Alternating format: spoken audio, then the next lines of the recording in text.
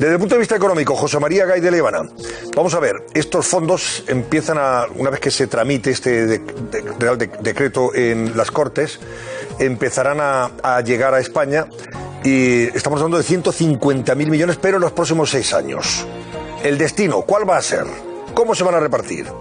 ¿Qué opinas? Bueno, eso habría que preguntárselo al presidente del gobierno, a Pedro Sánchez, y a su equipo, digamos, más próximo, porque realmente esta es una de las incógnitas. Es decir, en principio parece que van a estar digitalizados. Cuando digo digitalizados, pues se van a adjudicar a dedo. Hay que ver de qué manera se va a controlar lo que es la gestión de los fondos y sobre todo la transparencia que haya. De ahí venían los problemas, digamos, de que unos han votado que no, y bueno, en este caso yo creo que Vox ha hecho un favor. No es una lectura política, simplemente desde el punto de vista económico, para que lleguen cuanto antes los fondos, porque estos fondos son necesarios para la economía española, para el resurgir, para la situación que hay. Lo que pasa es que realmente hay que ver un poco la letra pequeña, porque una de las condiciones parece ser que es que cuando te lleguen fondos a una empresa, la empresa va a tener que costear el 60% de la inversión. Claro, en estos momentos que las empresas están en una situación muy delicada, el que tú tengas que afrontar lo que es una inversión pagando el 60% y que los fondos te financien el 40% restante, esto yo lo veo un poquito complicado, ¿no? Pero sobre todo, ¿a quién llegan, cómo llegan y de qué manera llegan, Antonio? Esa gran pregunta que nos tenemos que hacer, ¿no? Y esta es la pregunta también política. Aquellos que han votado en contra, lo que han criticado al gobierno es que no aclara, el gobierno no es transparente en la forma en que va a repartir efectivamente estos fondos. Este dinero de Bruselas lo va a controlar exclusivamente Moncloa. No se ha creado, por ejemplo, esa agencia independiente que pidió, por ejemplo, el Partido Popular y que podía ser sobre la que pivotara la responsabilidad de repartir estos dineros. Y han votado en contra porque temen que se pueda utilizar esas partidas presupuestarias con un fin clientelar desde el punto de vista político. Y es verdad que la opacidad parece que es lo que ha llevado evidentemente a todas las fuerzas políticas que no han dicho sí al decreto a negarse lógicamente a apoyar la iniciativa del gobierno. Hombre, estamos de acuerdo en este sentido, por eso yo creo que hay que ser muy transparente y además sería estéticamente aconsejable el que hubiera una autoridad independiente que gestionara estos fondos. Ahora, también yo creo que lo que hay que hacer es evitar mucho la burocracia, los excesos de papeleos, de trámites y por lo tanto también, de alguna manera, tiene que darse una facilidad y una agilidad a lo que sería la aplicación de los fondos. Ahora bien, los fondos tienen, digamos, una doble dimensión. De un lado son 140.000 millones de euros en el caso de que lleguen, cosa que yo tengo algún que otro reparo, lo digo sobre todo por lo que están diciendo en Europa, pero que estos 140.000 millones de euros son, digamos, un gasto que vamos a tener, por tanto hay que gestionarlo de una manera muy clara, muy cristalina, transparente, que todo el mundo lo sepa, sobre todo en qué se aplican, cómo se aplican, hacia dónde van, quiénes se benefician, en el buen sentido de la palabra, de lo que sería es la utilización de esos fondos, pero luego también en el sentido de que los 140.000 millones o 150.000 millones de euros que lleguen, Antonio, van a ser, pues en definitiva, un compromiso de pago por parte de España, y lo digo porque hay que recordar que una parte, más de 70.000 millones de euros, van a venir en concepto de a título gratuito, pero que habrá que compensar a la Unión Europea a través de mayores contribuciones durante los próximos años, y la otra parte viene en forma de préstamo, por tanto que habrá que devolver. Por tanto tenemos aquí un aspecto de inversión, de gasto público o pseudo público, y después de financiación de deuda pública que vamos a tener ahí que acarrear, y de mayor, en definitiva, dispendio público para la contribución hacia Europa por la devolución del dinero que nos hayan regalado, entre comillas. No te vayas, José María, porque quiero preguntarle a Fernando y a Guadalupe sobre su opinión sobre este asunto. Hoy se ha cumplido en el Congreso el dicho de que la política hace extraños compañeros de cama. Hoy se ha encamado Vox con el Partido Socialista y con Podemos al votar o apoyar, evidentemente, absteniéndose, ojo, este decreto. Bueno, Vox, ¿Cómo interpretáis todo esto? Yo creo que Vox lo que quería era distanciarse del Partido Popular. Es decir, yo soy más patriota que nadie y aquí vamos. Bueno, allá. Yo te voy a decir una cosa. La democracia que yo quiero es una democracia en la que se pactan las cosas. En la que se pactan. Este decreto no se ha pactado hasta donde yo sé con el Partido Popular. Para nada. Sé que se llamó anoche precipitadamente a Ciudadanos, creo que fue Rafael Simancas el que llamó a Ciudadanos anoche para intentar ganarse su voto como fuese, porque no sabían realmente no sabían lo que iba a hacer Vox. Y creo que tampoco sabían lo que iba a hacer Bildu, dicho sea de paso.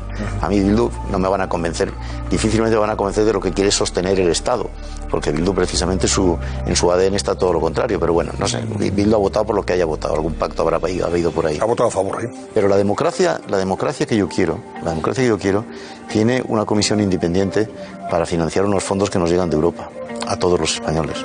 No una comisión interministerial, eso fue muy gracioso. Hicieron una comisión interministerial en la que están todos los ministros, porque como se enfadó Pablo Iglesias por no estar en la comisión interministerial, lo metieron a él y a todos los demás al final, y es una comisión interministerial que es el Consejo de Ministros en pleno.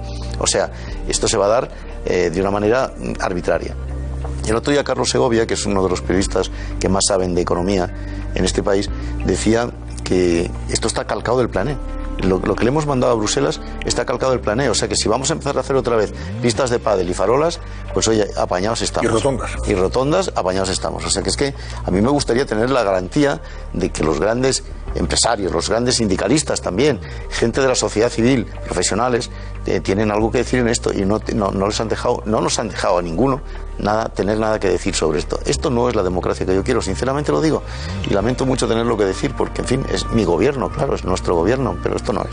Bueno, ese ha sido el motivo, Guadalupe, por el cual PP, Ciudadanos, fíjate, Esquerra Republicana, también en eso se han unido, y otras formaciones políticas, Juntos por Cataluña, etcétera, para votar contra el decreto. Los socios del gobierno, pues también han dicho que no, porque no se fían de que ese reparto se haga exclusivamente desde la Moncloa y con esa, o sea, que no haya nadie que vigile de forma transparente cómo se llevan esos fondos, van a llegar esos fondos a las personas y entidades necesitadas o empresas necesitadas. Hay una precisión muy importante que hacer. Este Real Decreto Ley, que hoy lo que se ha hecho es convalidarse, no tiene nada que ver con el reparto de los fondos de Europa. Quiero decir, se apruebe o no se apruebe este Real Decreto, el dinero iba a llegar igual. Este Real Decreto lo que regula son los sistemas de control de esos fondos, es decir, quién va a gestionar, cómo y a quién se dan. Y el problema, mucha gente dice, bueno, al final va a estar Europa, que van a controlar y el gasto, en qué se está gastando el dinero el gobierno español, y si ven que se les gasta mal, pues cortan el grifo. Pero es que no funciona así, porque Europa lo que va a mirar es cuánto y para qué, pero no va a mirar a quién. Y el problema que tiene este Real Decreto... Pero me imagino que mirarán a qué proyectos. El qué, pero no a quién. Y el problema que tiene este Real Decreto es que deja un margen de discrecionalidad tremendo al gobierno para decidir a quién se dan los fondos. Y luego también, por los temas que regula de contratación y demás, pues bueno, esto va a ser el caldo de cultivo para un montón de nuevos nombramientos de amigos, conocidos y familias y simpatizantes. No, hombre, no, ¿cómo puedo? ¿Cómo puedo decir fíjate, eso? Por favor. Porque Espinosa de los Monteros, que es el portavoz de Vox, precisamente había dicho, antes de anunciar que se iban a abstener, lo que había puesto de manifiesto es que el decreto del gobierno, ellos lo interpretaban como la mayor red clientelar de la historia de España. O sea, que no se fían, evidentemente. Desde el PNV se ha sugerido también algo parecido, a pesar de que han votado a favor. Y el resto... Si lo sabrán ellos, si lo sabrán los del PNV. Esto para que no se incurra en clientelismo, en corrupción, en definitiva, esto tenía que estar, en fin, gestionado de una forma más independiente, que no dependa todo de la... Tú fíjate que ya tenemos antecedentes, sabemos que el gobierno está aprovechando la pandemia para legislar en relación a temas que nada tienen que ver con la protección de la salud, sino en extender sus tentáculos por las instituciones, en colonizar. Y esto es un paso más, un paso muy importante se dio el día que se prorrogó por 6 meses el estado de alarma, que ahí fueron Ciudadanos quienes votaron sí y el PP el que se abstuvo por el bien de España, que ya vemos que ni bien ni mal, más bien tirando a regular, y ahora está siendo Vox el que está colaborando en el que se suma a este grupo y también hace lo mismo, es decir, en un momento en el que hay que votar que no, se abstiene, seguramente por motivos, no sé si por motivos electorales relacionados con las catalanas, no lo sé, o porque han pactado algo, pero se abstiene. También nos dicen que es por el bien de España. No, pactar no han pactado nada, ¿eh? Te puedo garantizar que Vox y el gobierno no han pactado absolutamente nada. No sé, Carmen Calvo ha sido muy efusiva. Hasta donde yo he averiguado. Sí, bueno, pero no había manera de sacarle a quién le estaba dando las gracias, ¿eh?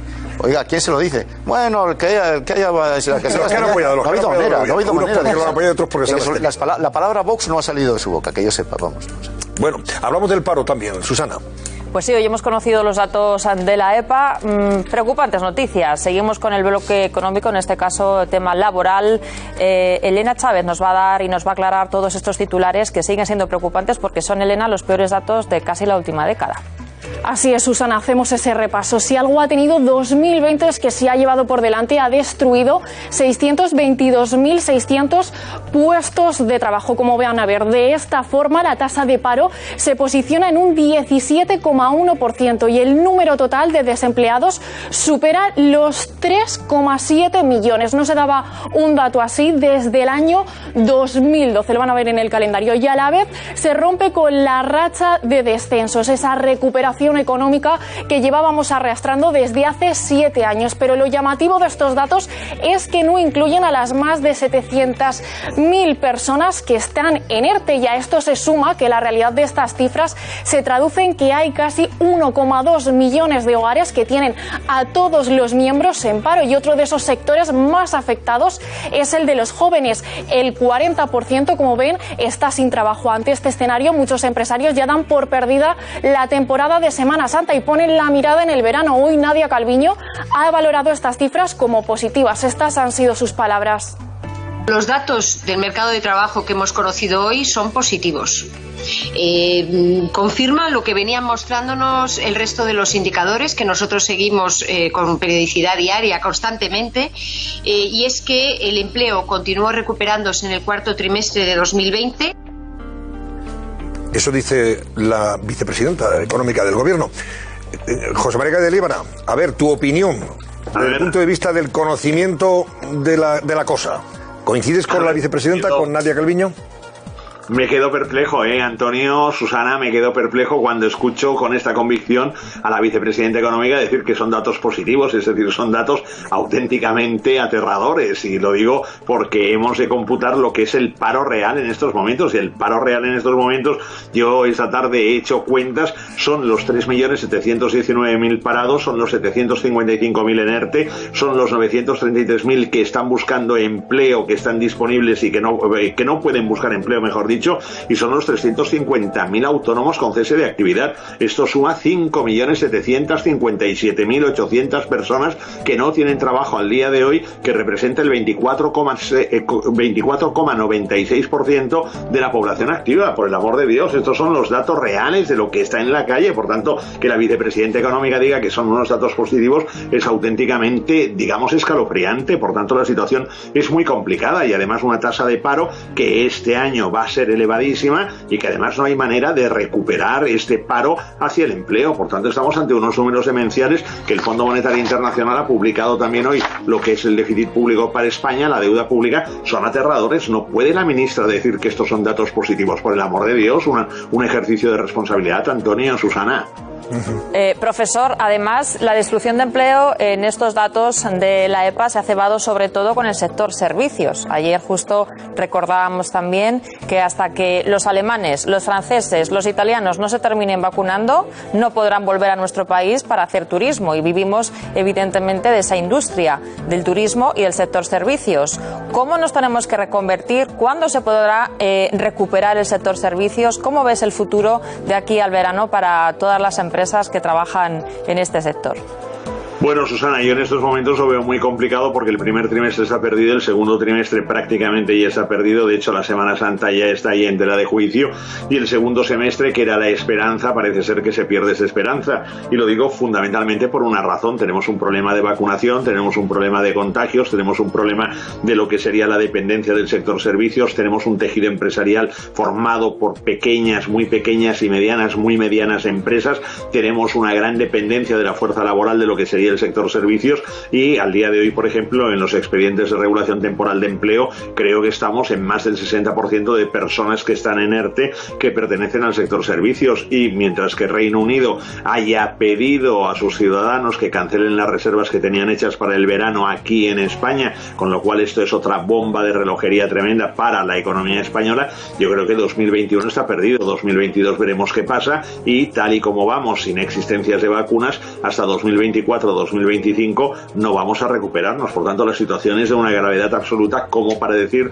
que la vicepresidenta económica del gobierno diga que los datos son positivos. Es auténticamente demencial escuchar esto en un momento tan grave para la economía española, que es la que más ha caído de todo el mundo desarrollado. Por tanto, una caída del PIB tremenda, un déficit tremendo. Mañana imagino que conoceremos los datos del volumen de Producto Interior Bruto y esto no se va a recuperar ni en un año, ni en 2, ni en 3, Susana.